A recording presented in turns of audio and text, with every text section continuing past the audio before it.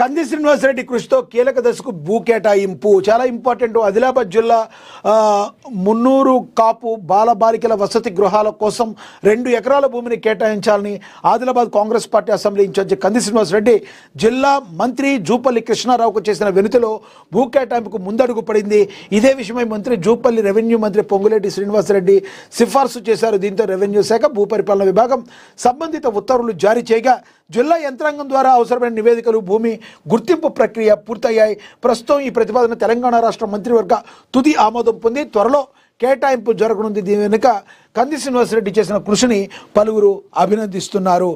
ఎందుకంటే అన్ని కులాలను మతాలను సమానంగా చూడగలిగేవాడే నాయకుడు. అలాంటి అరుదైన నాయకుల్లో కంది శ్రీనివాసరెడ్డి ఒకరని చెప్పి మరి ఆదిలాబాద్ జిల్లా వ్యాప్తంగా పేరు మారుమ్రోగిపోతున్న పరిస్థితి. అనతి కాలంలోనే మరి కాంగ్రెస్ పార్టీలో ఒక మంచి కీలక నేతగా ఎదుగుతూ మరి గతంలో కాంగ్రెస్ పార్టీకి అతి తక్కువ ఓట్లు ఉన్నప్పటికీ కూడా కంటెస్ట్ చేసి కాంగ్రెస్ పార్టీకి విపరీతంగా ఓట్ల శాతాన్ని పెంచడంలో మరి కంది శ్రీనివాసరెడ్డి సక్సెస్ అయ్యారని ఇప్పటికీ కూడా మరి కాంగ్రెస్ పార్టీ హైకమాండ్లో ఈయనకు ఒక మంచి పేరు ప్రఖ్యాతలు రావడాన్ని మనం అయితే గమనించవచ్చు. అంతేకాదు 3.5 సంవత్సరాలుగా 4 ఏళ్ళుగా ఆయన నిత్యాన్నదానం చేస్తూ ఆకలితో ఉన్నవాళ్ళు ఎవరు కూడా మనుషులు కూడా మరి ఆకలితో ఉండకూడదని నిత్యాన్నదానం చేస్తూ ప్రజల్లో కూడా మంచి పేరు సంపాదించుకున్నారు. ఇక అంబులెన్స్ ద్వారా మరి ఉచిత సేవ చేస్తూ మరి ఎవరికైనా అనుకోకుండా ఏదైనా ప్రాణహాని జరిగితే ఎమ్మటనే హాస్పిటల్కి చేర్చడానికి సేవా దృక్పథంతో ఒక అంబులెన్స్ను కూడా రన్ చేస్తూ మరి ఆదిలాబాద్ జిల్లా యొక్క ప్రజలను మనసును గెలుచుకున్న వాళ్ళు కంది శ్రీనివాసరెడ్డి ముందుంటారు. అదేవిధంగా కంది శ్రీనివాసరెడ్డి ఈ మున్నూరు కాపు బాలబాలికల వసతి గృహాల కోసం 2 ఎకరాల భూమిని కేటాయించాలని మరి ఈయన జిల్లా ఇన్ఛార్జి మంత్రి జూపల్లి కృష్ణారావుకు చేసిన వినతిలో భూ కేటాయింపుకు ముందడుగైతే పడింది. ఇది చాలా ఇంపార్టెంట్. ఎందుకంటే మరి మున్నూరు కాపు పిల్లలు అక్కడ బాలబాలికలకి అది అవసరం అని చెప్పి గుర్తించడం, ఏదన్నా సమస్యని గుర్తించడం కూడా నాయకుడికి ఉండాల్సిన మొదటి లక్షణం. మరి ఎవరికి ఏ ప్రాబ్లం ఉందో ఆ సమస్యని గుర్తించి దానికి కావాల్సిన పరిష్కారాన్ని వెతికే మార్గంలో మరి ముందుండబడే నాయకుడిగా మరి ముందుకెళ్తాడు. అలాంటి అరుదైన నాయకుల్లో మరి కంది శ్రీనివాసరెడ్డి ఒకరు అని చెప్పి జిల్లా ప్రజలందరూ కంది శ్రీనివాసరెడ్డిని మరి మరి మెచ్చుకుంటున్న పరిస్థితి మనం చూద్దాం. రానున్న రోజుల్లో కంది శ్రీనివాసరెడ్డి మరింత మరి ప్రజలకు సమస్యల పరిష్కారమే ధ్యేయంగా మరింత ప్రజల్లో ముందుకు వెళుతున్నారని చెప్పి మనం కూడా ఆశిద్దాం. ఇక తర్వాత మున్సిపల్ ఓటర్ జాబితాపై కలెక్టర్ సమీక్ష అని కూడా ప్రచురించారు.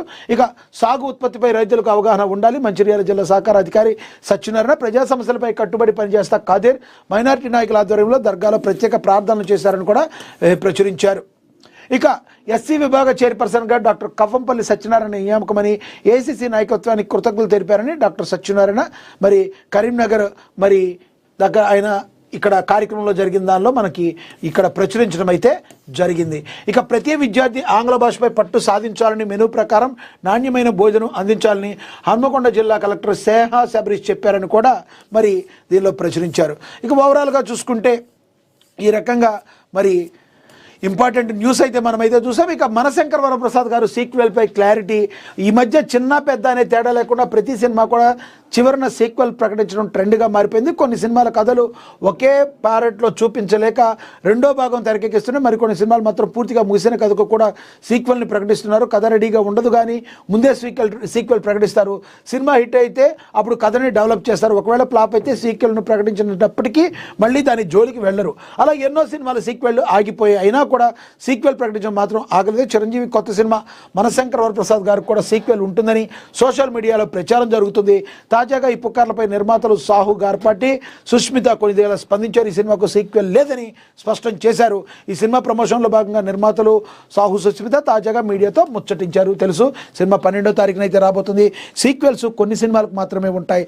ప్రజల్లో ఇంకా అంటే ఒక ఫ్యామిలీ టైప్ వాటికి సీక్వెల్స్ రావడం అనేది చాలా తక్కువ. వీటన్నిటి కూడా పుకార్లుగా మరి కొట్టిపాడేశారు నిర్మాతలు కావచ్చు ఎవరైనా కూడా. ఇది కేవలం పుకార్లేని ఏవైతే యాక్షన్ బేస్ లేదంటే ఇతిహాసాలను ఆధారంగా చేసుకున్న సినిమాలు లైక్ బాహుబలి కావచ్చు, లేదంటే సోషియో ఫ్యాంటసీ మూవీస్ దాన్ని విపరీతమైన గ్రాఫిక్స్ వర్క్స్తో ఉన్నప్పుడు చూపించేటప్పుడు దాన్ని అనుకున్న నిడివి టైంలో డైరెక్టరు చూపించలేడు ఆ సినిమాని.